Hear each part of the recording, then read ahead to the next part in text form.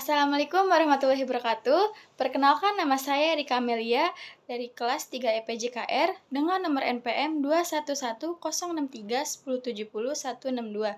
Di sini saya akan memenuhi tugas dari mata kuliah, kurikulum dan pembelajaran dengan dosen pengampu Pak Rahmat Iqbal, SPD MPD.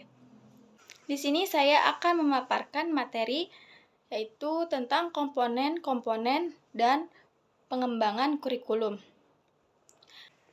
Nah, yang pertama komponen-komponen kurikulum. Komponen kurikulum secara umum dalam dunia pendidikan yang luas menurut Shaudi Sukmadinata teridentifikasi dalam unsur atau anatomi tubuh kurikulum yang utama adalah terdiri dari bagian-bagian sebagai berikut, yaitu tujuan, isi atau materi, proses atau sistem penyampaian dan media, dan evaluasi yang mana keempatnya berkaitan erat satu dengan lainnya. Sedangkan Hamid Syarif menguraikan kurikulum secara struktural terbagi menjadi beberapa komponen, diantaranya adalah, yang pertama ada komponen tujuan.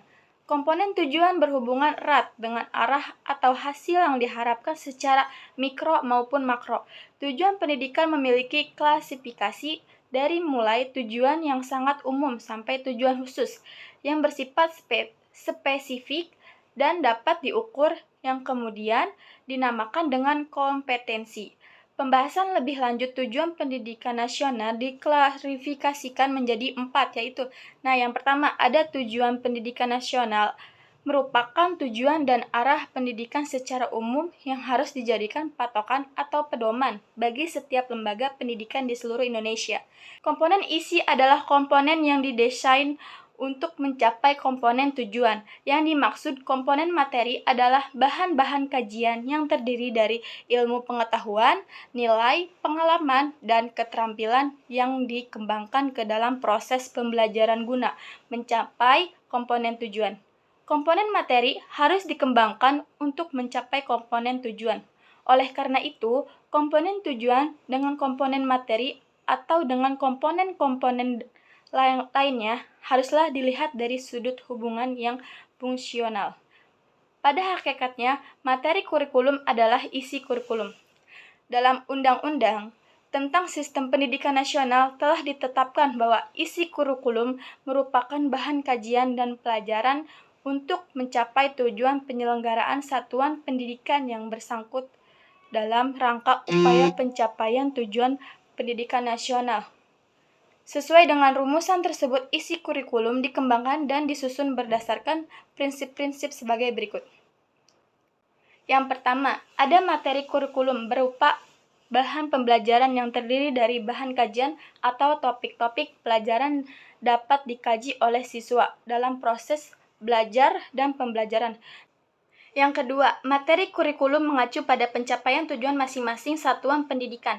Perbedaan dalam ruang lingkup dan urutan bahan pelajaran disebabkan oleh perbedaan tujuan satuan pendidikan tersebut. Yang ketiga, materi kurikulum diarahkan untuk mencapai tujuan pendidikan nasional. Dalam hal ini, tujuan pendidikan nasional merupakan target tertinggi yang hendak dicapai melalui pencapaian materi kurikulum. Untuk ketiga, ada komponen strategi. Komponen strategi dan metode merupakan komponen yang memiliki peran yang sangat penting dikarenakan berhubungan dengan implementasi kurikulum. Strategi pembelajaran merupakan pola dan urutan umum perbuatan guru dengan siswa dalam mewujudkan kegiatan belajar mengajar untuk mencapai tujuan yang telah ditentukan. Dengan kata lain, strategi memiliki dua hal yang penting, yaitu rencana yang diwujudkan dalam bentuk kegiatan dan strategi disusun untuk mencapai tujuan tertentu. Sedangkan metode adalah upaya untuk mengimplementasikan rencana yang sudah disusun dalam kegiatan belajar nyata agar tujuan yang telah disusun tercapai secara optimal. Yang keempat, komponen evaluasi. Komponen evaluasi adalah komponen kurikulum yang dapat diperbandingkan seperti halnya penjaga gawang dalam permainan sepak bola. Memfungsikan evaluasi berarti melakukan seleksi terhadap siapa yang berhak untuk diluluskan dan siapa yang belum berhak diluluskan. Karena itu, Siswa yang dapat mencapai targetlah yang berhak untuk diluluskan. Sedangkan siswa yang tidak mencapai target atau perilaku yang diharapkan tidak berhak untuk diluluskan. Dilihat dari fungsi dan urgensi evaluasi yang demikian, dari sudut komponen evaluasi misalnya, berapa banyak guru yang mengerjakan suatu mata pelajaran yang sesuai dengan latar belakang pendidikan guru dan ditunjang pula oleh media dan sarana belajar yang memadai serta murid yang normal. Yang kelima, evaluasi hasil belajar mengajar untuk menilai keberhasilan penguasaan siswa atau tujuan-tujuan khusus yang telah ditentukan, diadakan suatu evaluasi. Evaluasi ini disebut juga evaluasi hasil belajar mengajar. Dalam evaluasi ini disusun butir-butir soal untuk mengukur pencapaian tiap tujuan khusus yang telah ditentukan. Untuk tiap tujuan khusus minimal disusun satu butir soal. Menurut lingkup, luas bahan dan jangka waktu belajar dibedakan antara evaluasi formatif dan evaluasi sumatif. Yang keenam, evaluasi pelaksanaan mengajar. Komponen yang dievaluasi dalam pengajaran bukan hanya hasil belajar mengajar tetapi keseluruhan pelaksanaan pengajaran yang meliputi evaluasi komponen tujuan mengajar, bahan pengajaran atau yang menyangkut sekuens bahan ajar, strategi dan media pengajaran serta komponen evaluasi mengajar sendiri. Nah, sekarang yang kedua ada model-model pengembangan kurikulum. Kata model secara etimologi memiliki arti pola atau acuan dan contoh dari sesuatu yang dibuat. Sedangkan menurut analisis penulis sesungguhnya, model pengembangan kurikulum bisa juga diartikan sebagai sebuah pendekatan atau pola apa yang digunakan untuk mengembangkan kurikulum. Sehingga dalam proses pengembangan kurikulum bisa terlaksana secara tepat guna, tepat sasaran, dan tepat pembiayaannya. Pemilihan salah satu dari model pengembangan kurikulum bukan hanya didasarkan pada kelebihan, kebaikan, dan bisa ke tingkat pencapaian optimal, tetapi juga harus disesuaikan dengan sistem pendidikan dan sistem pengelolaan pendidikan serta model konsep pendidikan yang digunakan. Model-model pengembangan kurikulum diantaranya adalah yang pertama, top-down. Model ini disebut juga model administratif atau garis komando, merupakan pola pengembangan kurikulum yang paling awal dan mungkin yang paling dikenal. Model pengembangan kurikulum ini berdasarkan pada cara kerja atasan atau bawahan yang dipandang efektif dalam pelaksanaan perubahan kurikulum. Model administrasi atau garis komando memiliki langkah-langkah sebagai berikut nih. Yang pertama, ada administrator pendidikan atau top administrative officers atau pemimpin, membentuk komisi pengarah. Yang kedua, ada komisi pengarah atau steering committee, bertugas merumuskan rencana umum, mengembangkan prinsip-prinsip sebagai pedoman, dan menyiapkan suatu pernyataan filosofi dan tujuan-tujuan untuk seluruh wilayah sekolah. Yang ketiga, membentuk komisi kerja, mengembangkan kurikulum yang bertugas mengembangkan kurikulum secara operasional, mencakup keseluruhan komponen kurikulum dengan mempertimbangkan landasan dan prinsip-prinsip pengembangan kurikulum. Yang keempat, komisi pengarah memeriksa hasil kerja dari komisi kerja dan menyempurnakan bagian-bagian tertentu bila dianggap tidak perlu. Karena pengembangan kurikulum model administratif ini berdasarkan konsep, inisiatif, dan arahan dari atas ke bawah, maka akan membutuhkan waktu bertahun-tahun agar dapat berjalan dengan baik. Hal ini disebabkan adanya tunutan atau mempersiapkan para pelaksanakan kurikulum tersebut. Nah, yang kedua ada grassroots. Pendekatan grassroots merupakan kebalikan dari pendekatan administratif.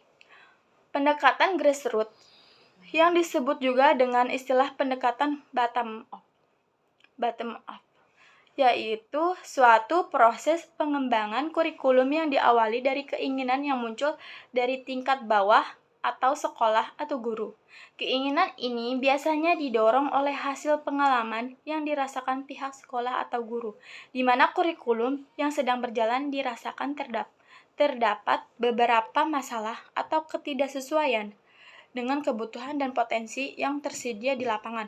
Untuk terlaksananya, pengembangan kurikulum model grassroots ini diperlukan kepedulian dan profesionalisme yang tinggi dari pihak sekolah antara lain, yaitu yang pertama, sekolah atau guru bersifat kritis untuk menyikapi terhadap kurikulum yang sedang berjalan. Yang kedua, sekolah atau guru memiliki ide-ide inovatif dan bertanggung jawab untuk mengembangkan kurikulum yang sesuai dengan kebutuhan dan potensi yang dimiliki. Yang ketiga, sekolah atau guru secara terus-menerus terlibat dalam proses pengembangan kurikulum. Yang keempat, sekolah atau guru bersikap terbuka dan akomodatif untuk menerima masukan-masukan dalam rangka mengembangkan kurikulum. Nah, yang ketiga ada Ralph Tyler. Ralph Tyler pada tahun 1950 menciptakan suatu mata pelajaran baru dengan judul Prinsip-prinsip Kurikulum Pengajaran. Kemudian beliau mengidentifikasi 4 pertanyaan fundamental yang memerlukan jawaban dan pengembangan untuk setiap kurikulum dan perencanaan pengajaran. Pertanyaan tersebut yang pertama, tujuan-tujuan pendidikan apakah harus dicapai oleh sekolah lembaga pendidikan? Yang kedua, pengalaman pendidikan apakah yang sangat perlu disediakan? Dan yang ketiga, bagaimana pengalaman pendidikan dapat diorganisasikan? Dan yang keempat, bagaimana dapat diketahui dan ditentukan bahwa tujuan-tujuan tersebut telah dicapai? Pemikiran Ralph Tyler tersebut telah banyak mendasari dalam pengembangan kurikulum masa sekarang. Dalam kaitannya dengan pelaksanaan kurikulum, Tyler mengembangkan pertanyaan-pertanyaan. Pandangan ini yang menyarankan suatu pendekatan linier dalam mengembangkan kurikulum dan dikemukakan oleh Wheeler 1967. Dia menyatakan bahwa proses pengembangan kurikulum terdiri atas 5 komponen, yaitu tujuan dan sarana, penentuan pengalaman belajar, penentuan isi atau materi pelajaran, organisasi dan integrasi pengalaman proses belajar mengajar di kelas, evaluasi terhadap efektivitas semua aspek dari komponen di atas dalam mencapai tujuan. Nah, dari pemaparan yang sudah saya sampaikan, dapat disimpulkan komponen-komponen kurikulum meliputi tujuan kurikulum, komponen isi atau bahan, komponen strategi pelaksanaan, dan komponen evaluasi. Tujuan kurikulum meliputi tujuan nasional, institusional, kurikuler, dan instruksional. Komponen isi meliputi ilmu pengetahuan, nilai, pengalaman, dan keterampilan yang dikembangkan ke dalam proses pembelajaran guna mencapai komponen tujuan. Sekian pemaparan dari saya, kurang lebihnya mohon maaf. Wabillahi taufiq wal hidayah. Wassalamualaikum warahmatullahi wabarakatuh. Terima kasih.